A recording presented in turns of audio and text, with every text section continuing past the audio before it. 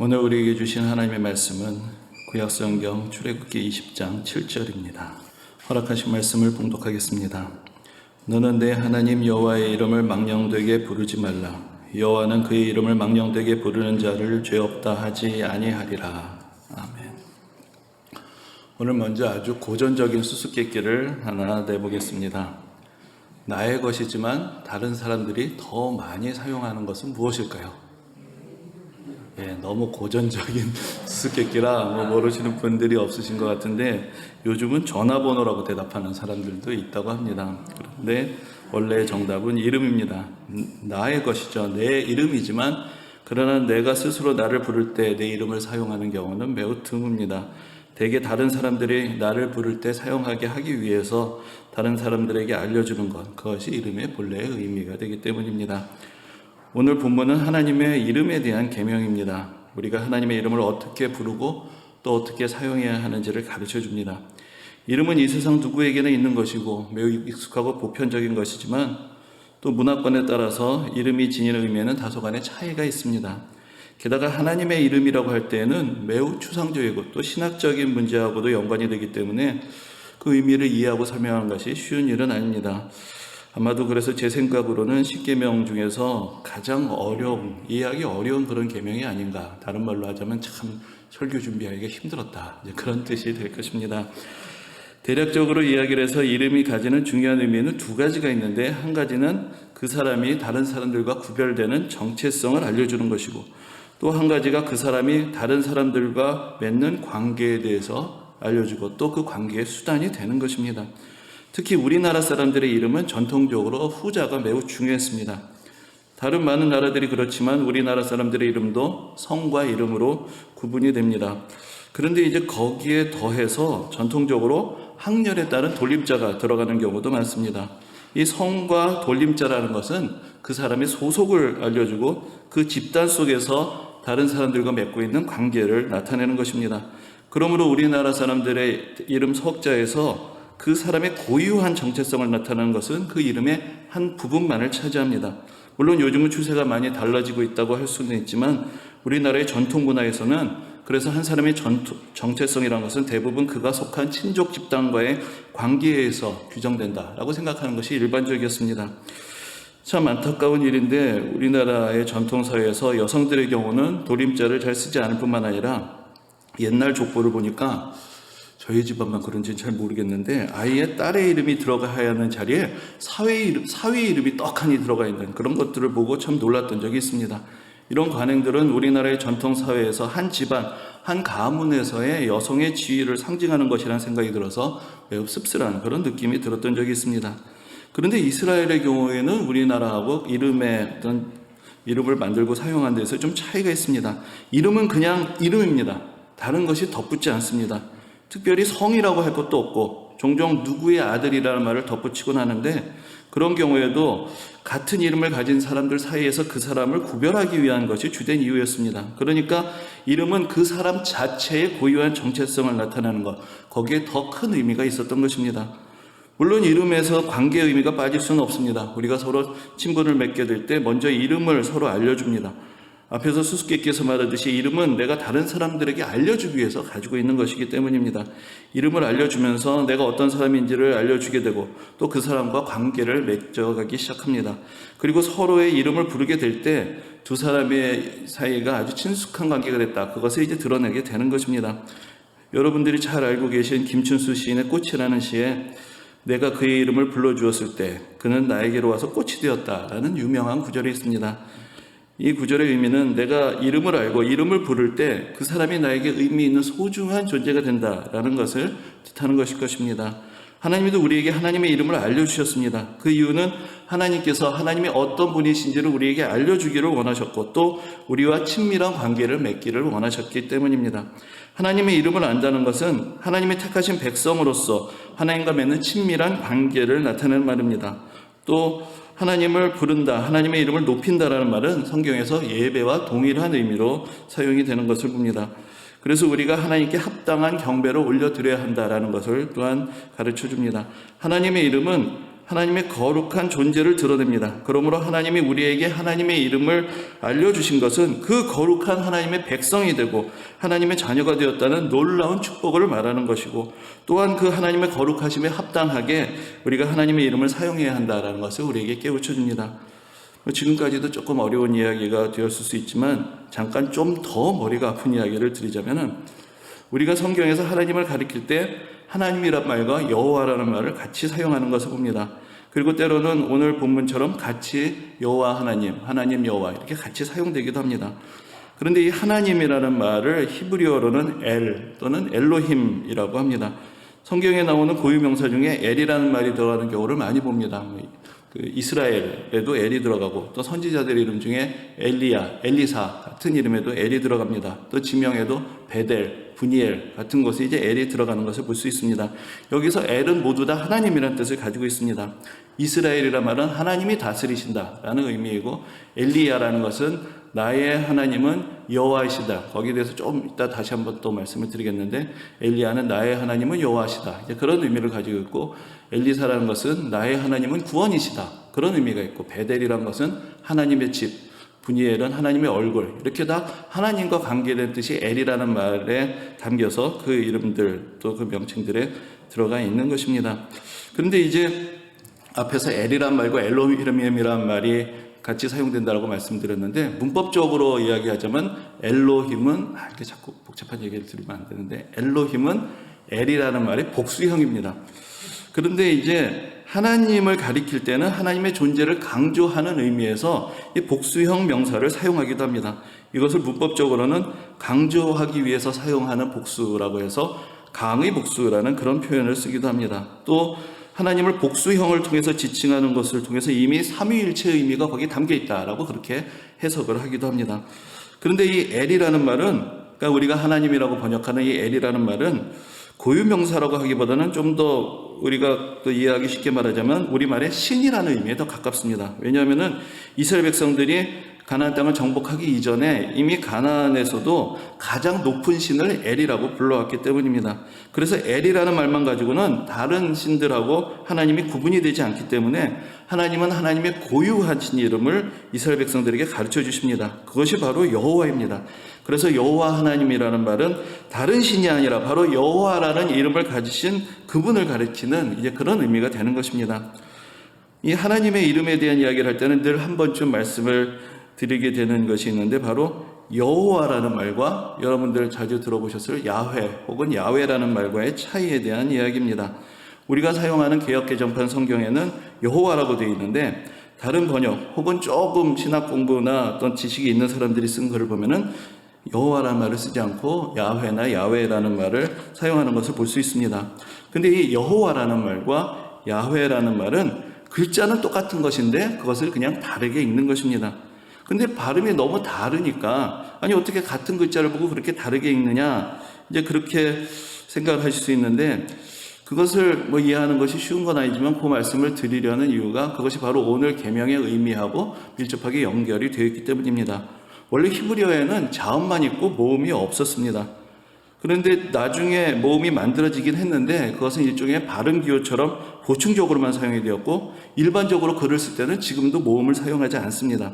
우리나라 말은 참 발달된 체계적인 언어이기 때문에 자음과 모음이 다 잘 갖춰져 있고, 그래서 글자만 배우면 대부분 다 그냥 척척 읽을 수가 있는데, 사실 모든 말들이 다 그런 것은 아니죠.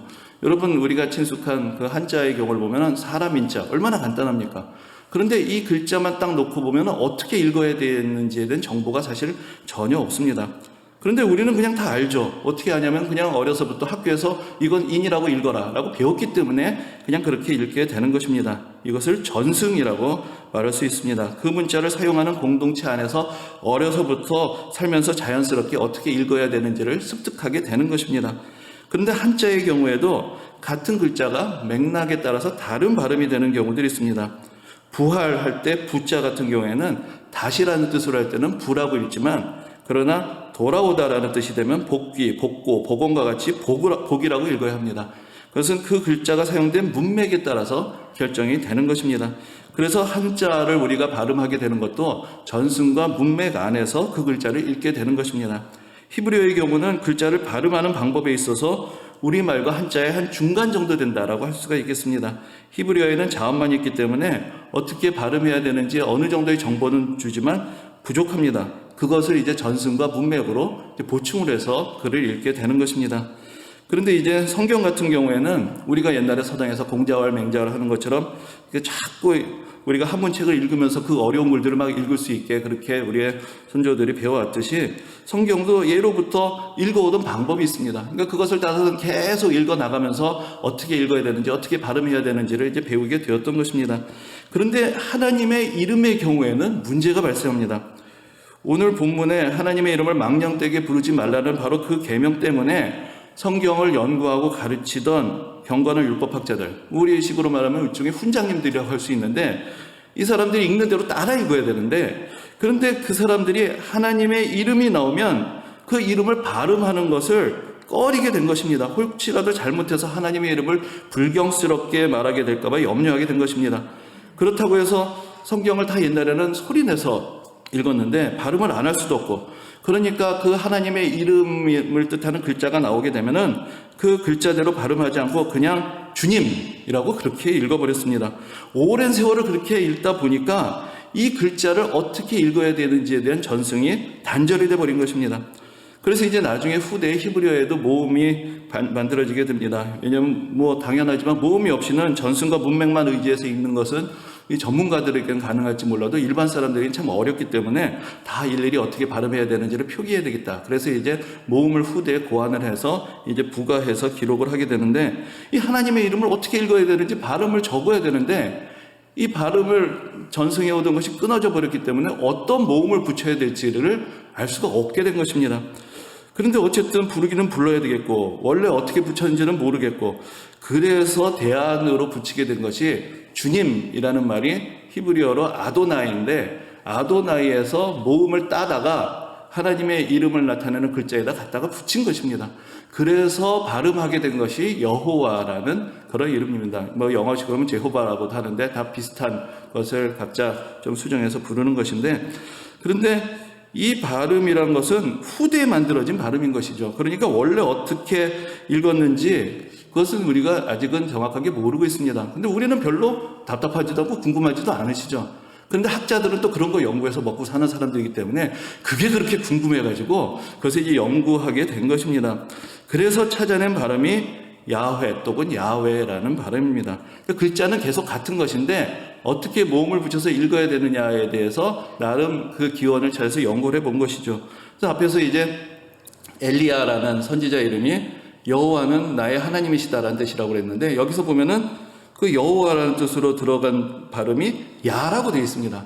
그것을 보면서 원래 하나님의 이름이 축약돼서 사용될 때는 야라고 사용됐다면 그러면 하나님의 이름의 첫 글자의 발음은 야일 것이다. 이런 식으로 추정을 하는 것이죠.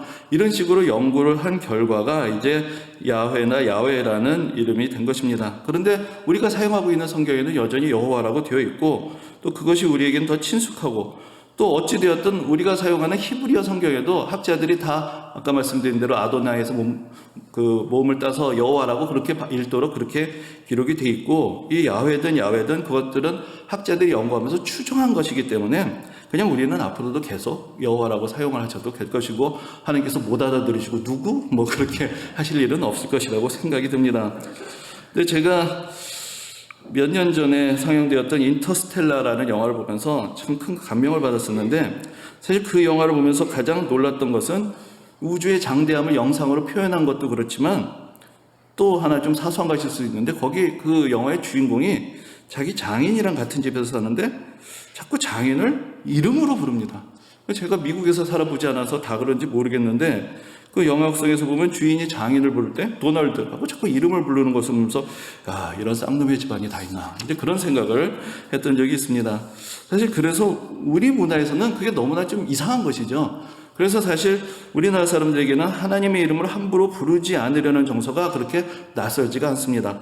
아예 우리는 조금이라도 높은 사람의 이름을 전혀 부르지 않기 때문입니다. 한 살 차이만 있어도 이름을 부르면 큰일 나죠. 형, 오빠, 누나, 언니 이렇게 불러야 되는 것이 이름을 부르는 것은 맘먹자는 얘기가 되고 싸우자는 얘기밖에 되지 않습니다. 그래서 조금 먼 사이면은 직함이나 다른 호칭들을 또 사용해서 정중하게 불러야 하지, 이름을 직접 부르는 일은 우리는 거의 하질 않습니다. 이름을 부른다면은 뭐 나이 차이가 별로 나지 않고 아주 친밀한 관계에 대해서 이제 우리는 친구하자, 이제 그런 정도가 되었을 때나 이름을 부를 수가 있는 것입니다. 이런 맥락에서 보자면 하나님의 이름을 망령되게 부르지 말라는 말의 1차적인 의미는 하나님의 이름을 불경하게 함부로 부르지 말라라는 그런 뜻이 될 것입니다. 그런데 그렇다고 해서 예전에 그 경건했던 유대교 학자들처럼 아예 하나님의 이름을 부르면 안 되는 것인가? 사실 그것은 말이 안 되는 것입니다. 하나님이 우리에게 하나님의 이름을 가르쳐 주신 것은 하나님의 이름을 우리가 사용하라고 가르쳐 주신 것이지, 내가 가르쳐 주지만 절대 부르고 사용하지는 말라, 그렇게 되면 이야기가 안 되는 것이죠. 우리는 우리의 가족들의 이름도 감히 부르지 않지만 우리는 여호와 하나님이라고 하나님의 이름을 부릅니다. 여러 종교에서 각자 존경하는 성인들이 있는데 유교 같은 경우에 공자님이라고 하죠. 근데 원래 공자님의 이름은 공구입니다. 이거 구라는 이름이 있는 것인데 언덕구자를 쓰는데 어렸을 때 보니까 짱구라서 그렇게 이름을 붙였다는 그런 이야기가 있습니다. 그런데 뭐 유학자들이 아니더라도 우리 사회에서 일반적으로 공구라는 이름은 전혀 쓰지 않죠. 그냥 공자라고 하는데 그 자라는 것은 존경하는 의미에서 이제 존칭으로 붙인 것입니다. 물론 불교에서도 부처님이라고 할 때 그 부처님이라는 것은 원래 이름은 시달타지만은 그러나 깨달음을 얻은 사람이라는 존경하는 의미로 다들 부처님이라고 그렇게 부르지, 불교를 믿는 사람들이 시달타 하는 사람은 들어본 적이 없습니다. 그런데 우리는 우리가 믿는 하나님에 대해서 거리낌 없이 여호와 하나님이라고 부르고 그 하나님의 아들 예수님을 예수님이라고 이름으로 부릅니다. 그것이 물론 그 종교가 발생한 지역의 문화적인 차이일 수도 있겠지만 그만큼 하나님은, 예수님은 우리와 친밀한 관계를 맺기를 원하시고 그래서 그 이름을 알려주시고 그 이름으로 불리는 것을 기뻐하셨던 것입니다. 그러므로 우리가 하나님의 이름을 아는 것을 영광스럽고 감사하게 생각하며 합당한 경배와 찬양을 올려드려야 하겠지만, 그러나 또한 그 이름을 부르면서 하나님 앞에 더 가까이 나가며 하나님을 믿고 의지하며 하나님과 친밀한 관계의 축복을 누리며 살아가야 하는 것입니다. 또 오늘 본문의 계명의 두 번째 의미는 하나님의 이름을 잘못 사용하지 말라라는 것입니다. 십계명에 대한 설교나 강의를 하게 될 때 한 번쯤 언급하게 되는 영화들이 있는데, 가장 유명한 영화는 여러분들 다 잘 아시는 대로 미국 할리우드에서 만들어진 찰턴 헤스턴 주연의 10개라는 영화입니다. 얼마 전에 그 크리스찬 베일 주연으로 리메이크가 만들어졌는데 원작만한 감동은 없다라는 것이 대부분 사람들의 평가였던 것 같습니다. 근데 여러분들 그 10개 하면은 모세가 10계명 돌판을 탁 들고 있는 그 10개 영화의 포스터가 아주 인상적으로 나타나고 또 홍해가 갈라지는 장면을 그 시절의 기술을 가지고도 매우 감동적으로 표현했던 것이 기억이 납니다. 제가 그 주보를 만들 때마다 그 본문과 해당된 그런 그 그림들을 찾아서 읽는데, 오늘은 이제 프란시스코 고야가 그린 하나님의 이름에 대한 흠모라는 이제 그런 그림인데, 그 그림의 한 가운데 보시면은 히브리어로 하나님의 이름을 상징하는 글자가 이게 4글자인데 아무튼 그 글자가 기록이 되어 있고 그것이 삼각형으로 되어 있습니다. 삼각형으로 되어 있는 것은 이제 삼위일체를 상징해서 화가가 표현한 것이고, 거기 이제 하나님의 이름 4글자를 이제 자음으로 된 4글자를 적어 놓았는데, 사실 십계명으로 설교를 할 때는 참 그림 찾기가 쉽지가 않습니다. 근데 이제 십계명, 뭐 영어로 텐 커맨드먼트 이런 식으로 검색을 하면은 제일 많이 나오는 그림이 그 모세가 십계명 돌판을 딱 들고 있는 그 10개 영화의 포스터가 제일 많이 나오는 것을 보면은 사람들이 얼마나 서로 밀접하게 생각을 하고 있는가라는 것을 알 수가 있습니다. 그런데 그거 말고 또 하나 또 십계명과 관계된 중요한 영화가 있는데, 그것이 폴란드의 거장인 크리스토프 키에슬롭스키라는 감독이 있는데, 이 사람이 만든 데칼로그라는 영화입니다. 데칼로그라는 말은 바로 데카가 열이라는 뜻이고 로그가 말이라는 뜻이어서 10개의 말씀들이라는 뜻인데, 지난번에 원래 십계명이란 말의 원래 의미가 10개의 말씀들이라는 의미라고 말씀드렸는데 바로 십계명을 가리키는 이제 그런 말이 됩니다. 근데 이 작품은 십계명을 한 계명씩 현대적으로 재해석을 해서 현대의 상황 속에서 그 의미를 해석하는 작품으로 이제 10부작으로 된 텔레비전 드라마였고, 그것이 나중에 이제 극장판으로 각각 다시 제작이 돼서 재개봉을 하게 되었습니다. 근데 이 시리즈의 두 번째 편이 오늘의 본문을 다룹니다. 근데 오늘 본문은 세 번째 계명이죠. 그런데 두 번째 편에서 다루는 것이 첫 시간에 그래서 미리 말씀을 드렸는데, 그 폴란드는 카톨릭 신자들이 많습니다. 그런데 카톨릭에서는 우리하고 십계명을 구분하는 방법이 좀 달라서 우리는 제3계명이라고 생각하는 것을 두 번째 계명이라고 구분을 합니다. 그래서 이제 그 감독도 두 번째 계명으로 여호와의 이름을 망령되게 부르지 말라라는 이제 그런 주제의 작품을 만들게 된 것입니다. 근데 그 영화의 내용을 잠깐 설명을 드리자면은 그 영화의 주인공이 한 여인인데 그 여인의 남편은 질병으로 지금 의식불명으로 오랜 세월 병상에 누워 있는 상태였습니다. 근데 그 사이에 이 여인은 애인이 생기게 되었고 덜컥 그 사이에 아이까지 생기게 됐습니다. 이제 이 여인은 고민을 하게 되는 것이죠. 남편이 다시 깨어날 수만 있다면 당연히 남편과 같이 합치고 같이 살고 싶은데 만약에 남편이 죽게 되면은 지금 애인과 같이 살아야 되지 않겠느냐라는 것이죠. 그런데 그러자니까 지금 뱃속에 있는 아이가 이제 고민이 됩니다. 남편이 사랑할 가능성이 있으면 이 여인은 이 아이를 낙태를 하고 남편에게로 돌아가려고 합니다. 그러나 남편이 살아갈 가능성이 없으면 이 아이를 낳고 애인과 살아가야 되겠다고 생각을 합니다. 근데 도무지 어떻게 결정을 해야 되는지 이제 갈등이 되는 것입니다. 그래서 지금 낙태 수술을 할 날짜는 잡아놓고 계속해서 의사에게 질문합니다. 우리 남편이 어떻게 되는 것이냐, 어떻게 되는 것이냐라고 그렇게 질문을 합니다. 근데 이제 의사가 계속해서 답변하는 것을 거부를 하다가 이제 결정적으로 남편의 증상이 호전되고 있다는 것을 알게 됩니다. 근데 이제 그것을 알면서도 그 여인에게 남편이 곧 죽을 것 같습니다. 라고 그렇게 이야기를 해버립니다. 그러니까 그 이야기를 듣고 이 여인은 낙태 수술을 취소하고 아이를 낳게 됩니다. 그런데 그 의사가 원래 예상했던 대로 남편은 의식을 회복하고 깨어나게 되는 것이죠.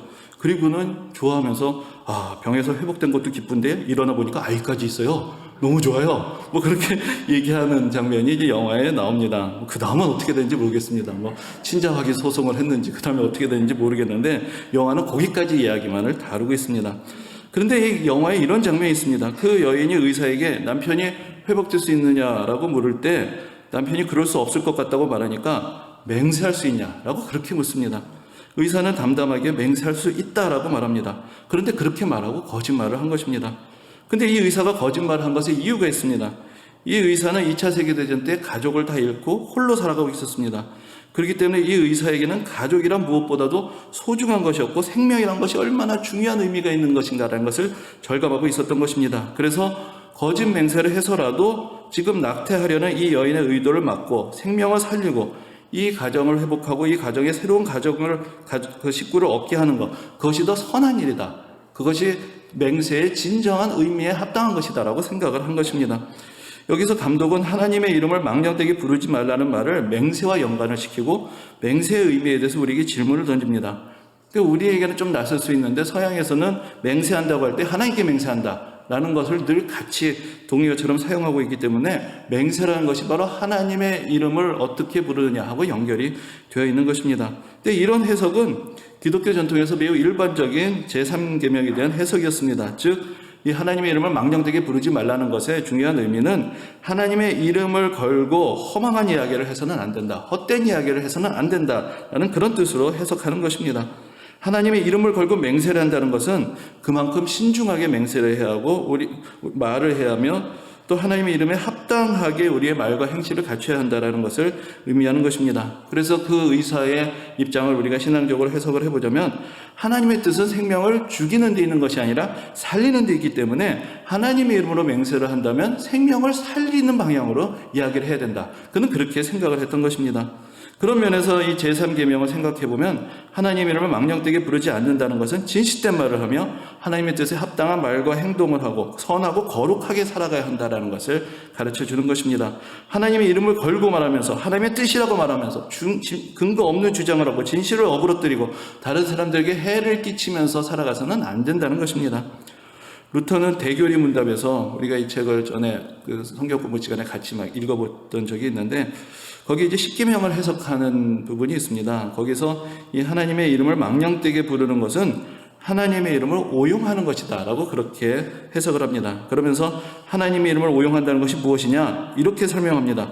입으로는 하나님을 주님이라고 부르면서 매사에 거짓과 악한 습관을 일삼는 것을 말한다 라고 그렇게 가르쳐 줍니다.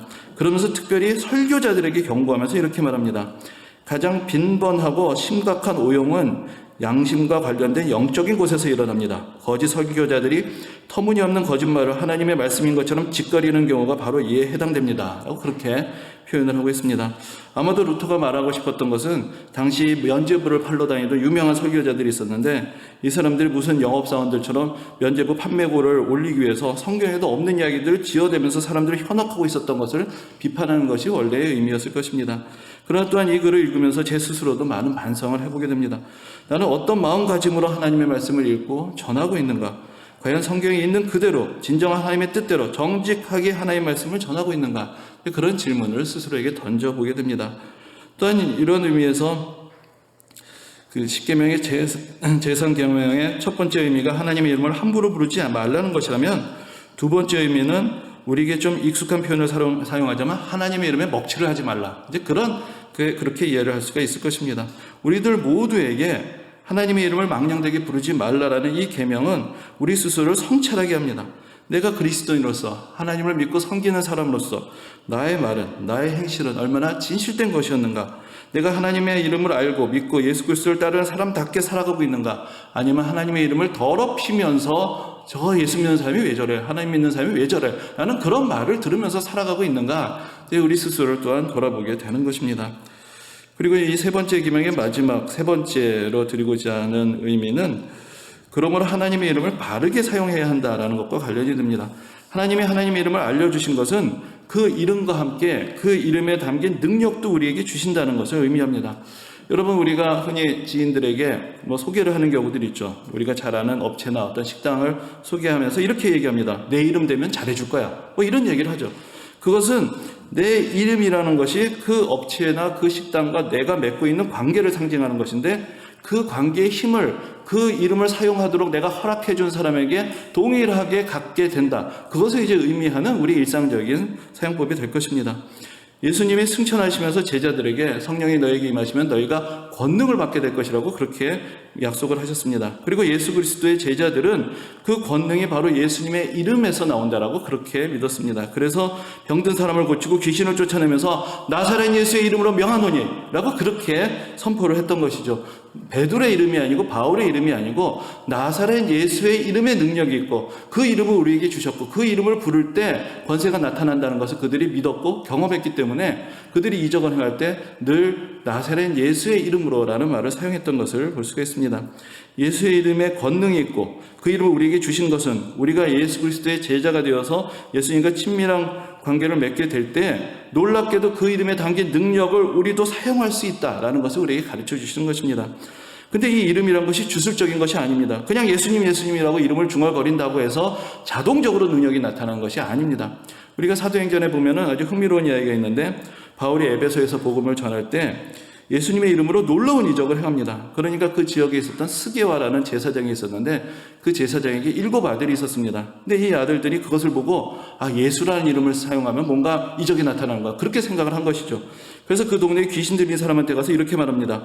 내가 바울이 전파하는 예수를 의지하여 너에게 명하노라. 이렇게 얘기를 했더니 그 귀신 들린 사람이 뭐라고 얘기했냐면 내가 예수도 알고 바울도 아는데 너는 누구냐? 하면서 오히려 더 힘을 내가지고 달겨들어가지고 아이고 걸음아 날 살려라 하고 도망갔다라는 이제 그런 이야기가 있습니다. 근데 우리가 그런 이야기를 보면은 예수라는 이름을 입에다 담는다고 해서 능력이 생기는 것이 아니라 예수님을 알고 예수님이 나를 알아주시는 그런 삶을 살아야 한다는 것이죠. 예수 그리스도의 이름에 합당한 삶을 살 때 그 능력이 나타나는 것이지 그냥 그 이름만을 말한다면 예수님도 말씀하셨듯이 나더러 주여 주여 하는 자마다 다 천국에 들어갈 것이 아니다 라고 말씀하셨듯이 진정으로 그 이름을 지니고 살아가는 사람답게 살아가야 하는 것입니다. 예전에 제 친구가 중학교 때쯤이었던 것 같은데 제가 교회 다닌다는 것을 알고는 이렇게 얘기를 했습니다. 너 예수쟁이냐? 나는 불교 신자인데. 이렇게 이야기를 했던 적이 있습니다. 불교는 신자고 예수는 쟁이냐? 그런 생각을 했었는데 여러분 기독교 신앙을 믿는 사람들을 기독교인, 그리스도인, 혹은 조금 비아냥거리면서 예수쟁이라고도 부릅니다. 그러나 사실 이 말들은 다 같은 것입니다. 모두 예수 그리스도와 갈려 있는 것이고, 예수 그리스도를 믿고 따르고 예수 그리스도를 가장 소중히 여기고 살아가는 사람들이라는 그런 의미를 공통적으로 담고 있는 것입니다. 처음에 이제 우리가 사도행전을 보면 안디옥에서 그리스도인이라는 말이 사용이 되었는데, 사실 그때도 예수밖에 모르는 사람들, 사실 그렇게 약간은 좀 비하하는 의미로 사용이 된 것입니다. 그러나 우리는 그 이름을 자랑스럽게 생각합니다. 그 이름을 지니고 살아가는 것, 그리스도인이라고 불리는 것, 예수쟁이라고 불리는 것도 우리에게는 축복이고 영광이기 때문입니다. 하나님의 이름에, 예수님의 이름에 합당하게 살아가지 않는 사람에게는 그 이름은 아무런 능력이 없습니다. 그러나 우리가 하나님의 이름에 합당하게 살아간다면, 그리스도인으로서 예수 그리스도의 이름을 지니고 살아가는 것을 자랑스럽게 생각하며 예수님의 말씀에 순종하며 우리가 살아갈 수 있다면, 우리는 담대하게 우리를 에워싸고 있는 모든 악한 권세들을 향하여 우리도 나사렛 예수의 이름으로 명하노라 라고 그렇게 선포할 수가 있는 것입니다.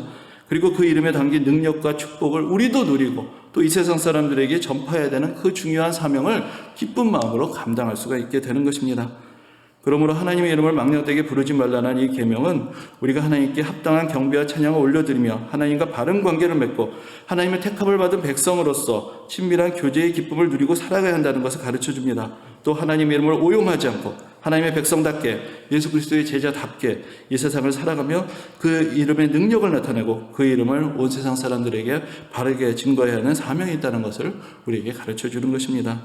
오늘도 하나님의 이름을 부르며 하나님 앞에 나아가며 그 이름의 축복과 권능을 누리는 모든 성도님들이 되시기를 주님의 이름으로 축원합니다. 아멘. 은혜로우신 주님, 오늘도 우리를 부르시고 또 우리에게 주님의 이름을 알려주시며 우리가 여호와 하나님의 이름을 부르며 주님 앞에 나아갈 수 있도록 우리를 인도해 주심을 감사를 드립니다. 참으로 하나님을 믿는 사람으로 예수 그리스도의 제자된 그런 사람들로서 참으로 그 이름에 합당한 믿음의 길을 걸어가게 하시고 참으로 그 이름에 있는 축복과 능력을 누리며 살아가게 하시고 또 그 이름의 축복과 능력을 이 세상 가운데 드러내며 증거하며 살아갈 수 있도록 우리 모두 함께해 주옵소서. 감사드리며 예수님 이름으로 기도합니다. 아멘.